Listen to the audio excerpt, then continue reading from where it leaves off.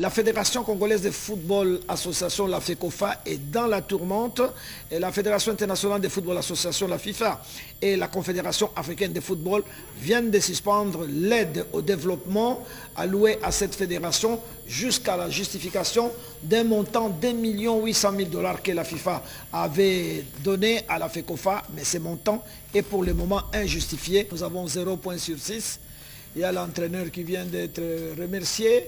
Il y a M. Sengi Biembe à qui la FECOFA doit 125 000 $. Il est allé à la FIFA et sa plainte a été acceptée par la FIFA.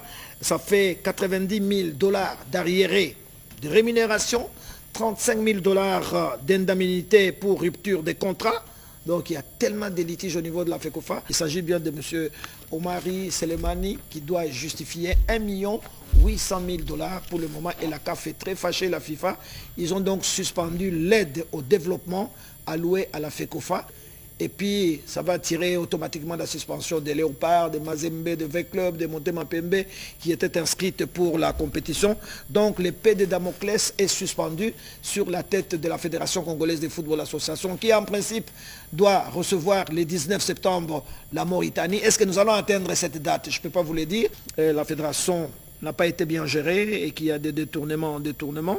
Et les jours à venir vont certainement nous fixer sur la situation de notre fédération qui attend la nomination également d'un staff. C'est vrai qu'il y a eu un appel.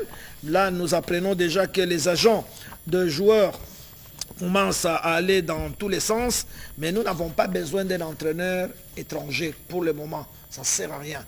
Un étranger qui viendrait maintenant pour prendre l'équipe pour le 19, c'est un mercenaire.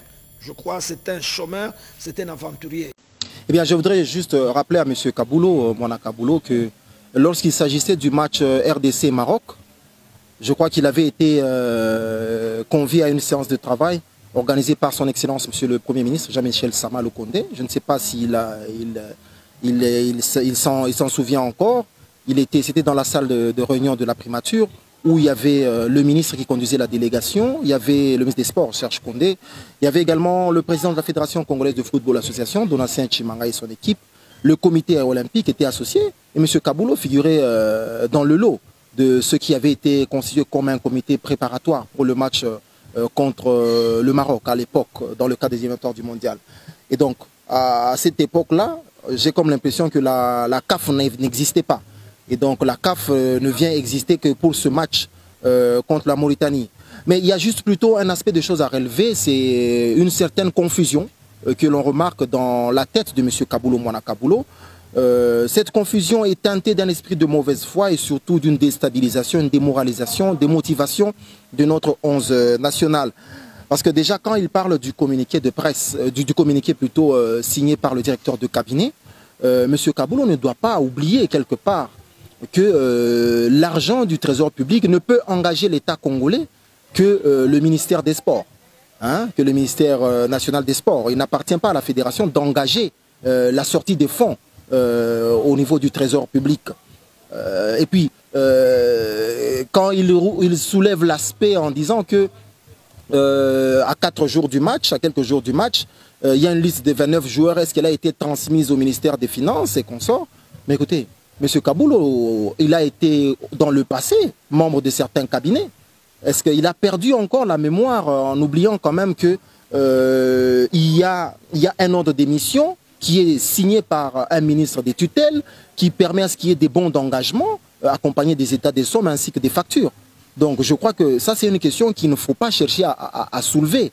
Et on se demande beaucoup de choses, mais écoutez, je crois que les Congolais ne sont plus distraits par les refrains habituels qu'ils entendent depuis de très longues années. Loin pour moi l'esprit de faire le défenseur ou l'avocat de la FECOFA, M. Kaboulo ne doit pas oublier qu'un ordre de mission signé par le ministre se fait partant de la mouture présentée par la Fédération congolaise de football association, et le ministre signe un ordre de mission. Mais écoutez, ne sont pris en charge que ceux qui figurent sur l'ordre d'émission signé par le ministre national des Sports. Et cela n'interdit en rien à la fédération de signer un ordre de mission interne à ses frais pour permettre à X ou Y de son entité de faire le voyage. Bon, c'est la confusion qu'on a remarqué dans M. Kaboulou. Depuis l'époque de Constant Omari, on a senti que il est tellement dans cette confusion qu'apparemment il n'a pas encore oublié que les choses ont déjà changé. Les choses ont déjà changé, les choses ont déjà évolué. Nous ne sommes plus à l'époque de la pierre taillée. Là, les choses évoluent comme sur des roulettes et il ne va pas inventer la roue à ce jour. C'est toujours bien de faire des affirmations, peut-être pour chercher à faire du sensationnel, mais je crois que quelque part, il faut chercher à en apporter les preuves. Moi, je ne suis pas avocat de la FECOFA.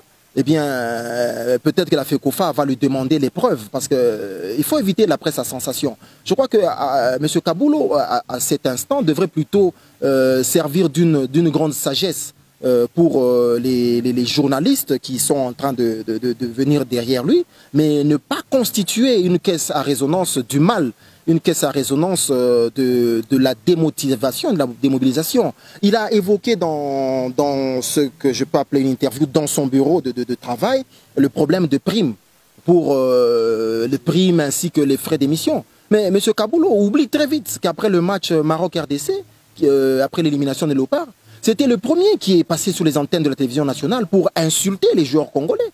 Il les avait traités de mercenaires, les Bakambou et les autres, les Chancel Bemba. Mais apparemment, il a une mémoire courte. C'est lui qui les a insultés en premier.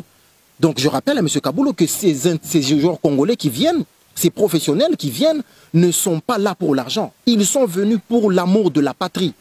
D'abord, ces joueurs sont ici au Congo parce qu'ils veulent défendre le drapeau national. Mais la campagne à laquelle nous assistons, nous avons comme l'impression que M. Kaboulou n'est pas différent de ceux qui en ce moment sont en train de démotiver les forces armées de la République démocratique du Congo qui sont au front, à l'Est. C'est pratiquement le même mode opératoire.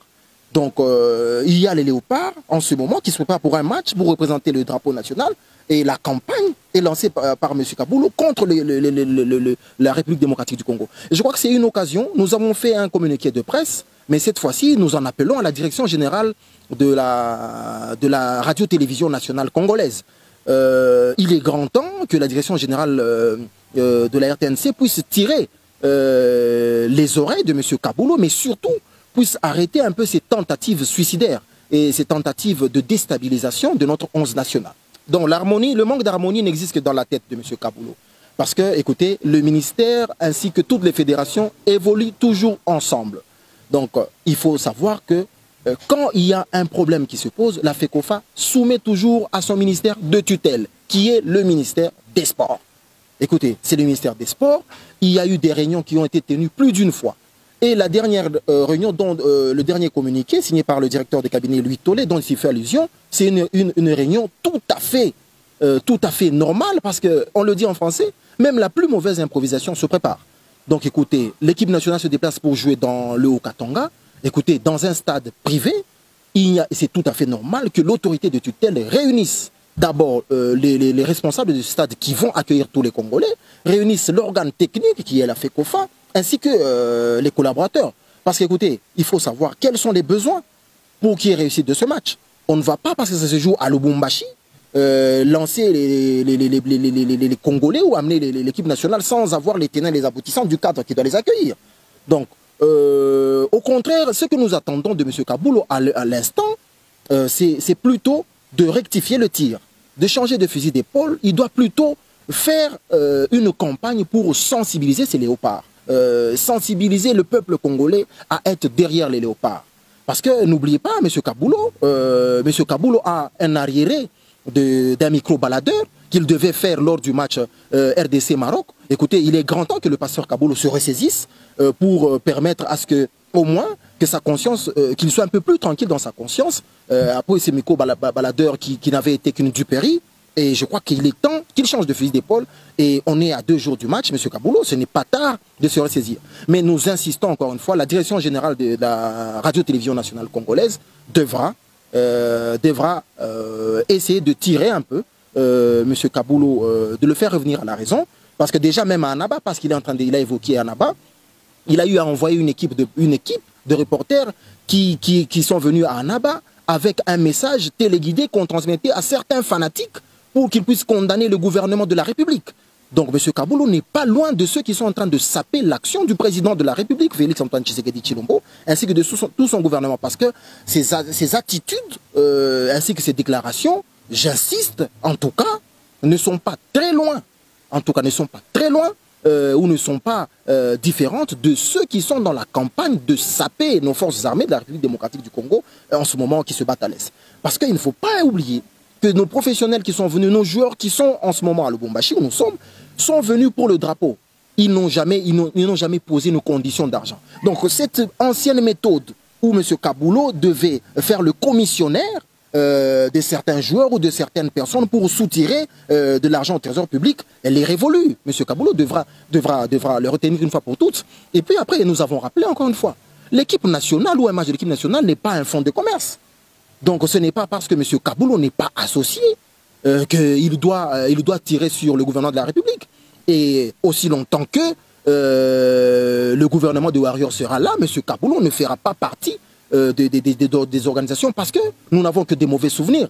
Chaque fois qu'il est intervenu dans les organisations des différentes activités, les tours cyclistes, nous n'en parlons pas. Différentes compétitions où il a ensemble avec certaines personnes dans le monde sportif saigné à blanc le trésor public. Mais s'il est pasteur, je crois que les fidèles de son église devraient le rappeler un peu plus à l'ordre et surtout ne pas oublier qu'en ce moment, lui et toute son église devront se ranger derrière tous ces Congolais qui sont en train de prier à l'instant pour que nos léopards gagnent le match de ce vendredi contre la Mauritanie. Et c'est ce qui va arriver ici à Lubumbashi. Et malheur à tous ces prophètes des malheurs. Nous invitons également tous les journalistes sportifs congolais. Nous n'avons qu'un seul pays, nous, la République démocratique du Congo, avec un drapeau, le bleu, le rouge et le jaune. Et donc, si nous n'avons qu'un seul drapeau et un seul pays, nous devons en ce moment soutenir nos seuls léopards que nous avons. Nous n'avons pas deux équipes nationales.